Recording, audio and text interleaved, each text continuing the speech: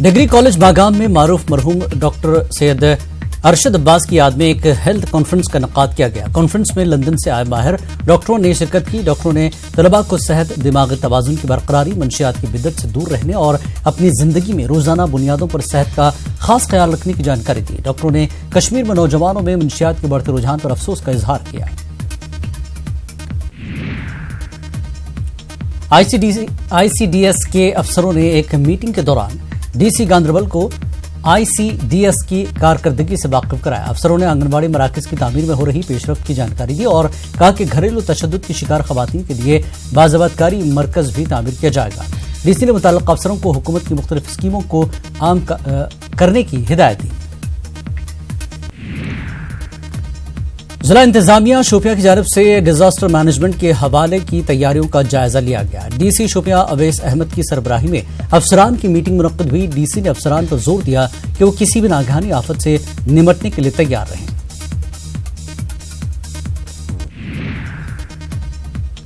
پونچھ police line میں C R P F اور police اہلکاروں کے لیے ڈیزاسٹر مینجمنٹ پر ایک بیداری پروگرام منعقد کیا گیا۔ ایس ایس پی پونچھ رمیش انگرال کی نگرانی میں یہ پروگرام منعقد ہوا۔ شرکاء کو تربیت فراہم کی گئی کہ کسی کو دل کا دورہ پڑنے پر کیا تدابیر اختیار کی جانی چاہیے۔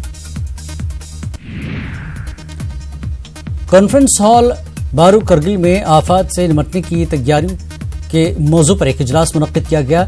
این ڈی ایم اے کے رکن لیفٹیننٹ جنرل مروہ نے اس میں شرکت کی۔ ڈی سی کرگل بصیر الحق چودھری نے ضلع کے حالات اور ڈیزاسٹر مینجمنٹ سے متعلق امور سے واقف کرایا۔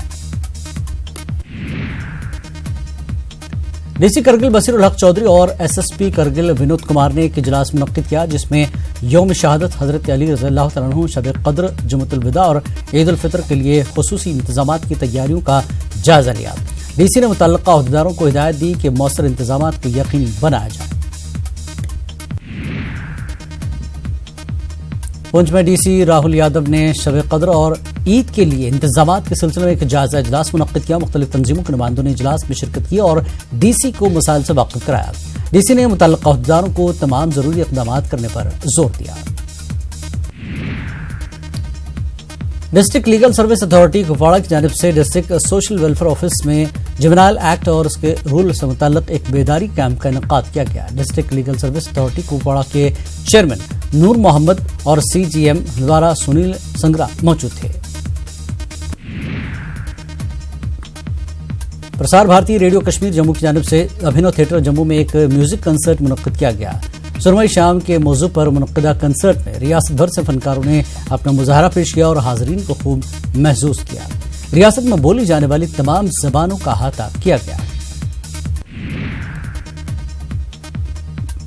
میونسپل کمیٹی رامبن کی جانب سے ایک کوئز مقابلے کا انعقاد کیا گیا۔ مختلف اسکولوں کے طلباء نے شرکت کی۔ مقررین نے بھی طلباء کو منشیات کے نقصانات اور صفائی کی اہمیت کے بارے میں جانکاری دی۔ طلباء کو انعامات سے بھی نوازا گیا۔ میونسپل کمیٹی کے صدر بھی موقع پر موجود رہے۔ اے جی پی ایس راجوری میں 6 روزہ سمر کیمپ کا آغاز ہوا۔ اے جی پی ایس کے علاوہ مختلف اسکولوں کے طلباء اس کیمپ میں شرکت کر رہے ہیں۔ طلباء گھڑ سواری، تیر اندازی، فوٹوگرافی، فٹ بال، والی بال سمیت کھیل کود کی دیگر سرگرمیوں میں حصہ لے رہے ہیں۔